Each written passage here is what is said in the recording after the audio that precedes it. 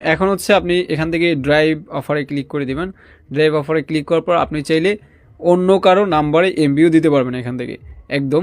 যেমন এখানে রবি আর কি গ্রামীণ, বাংলালিংক, এয়ারটেল, টেলিটক, স্কুটি সিমও আছে।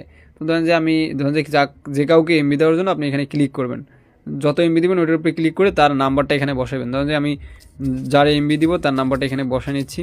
তো বসানোর পর হচ্ছে এখান থেকে সাবমিট অর্ডারে ক্লিক করে দিবেন এবং অর্ডারটা কিন্তু সাবমিট হয়ে যাবে। 100 কত টাকা, 179 টাকা, এবং এই যে অর্ডারটা কিন্তু সাকসেসফুল হয়ে গেছে। নেক্সটে ক্লিক করে দিবেন এবং এটা হচ্ছে ব্যালেন্স চেক করবেন।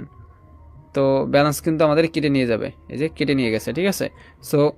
তো এখন কি করবেন, আপনি জাস্ট এখান থেকে যদি হিস্ট্রি অপশনে ক্লিক করে দেন যে সাকসেস হয়েছে নাকি ওটা দেখার জন্য এই যে অফারে ক্লিক করে দিবেন, ঠিক আছে।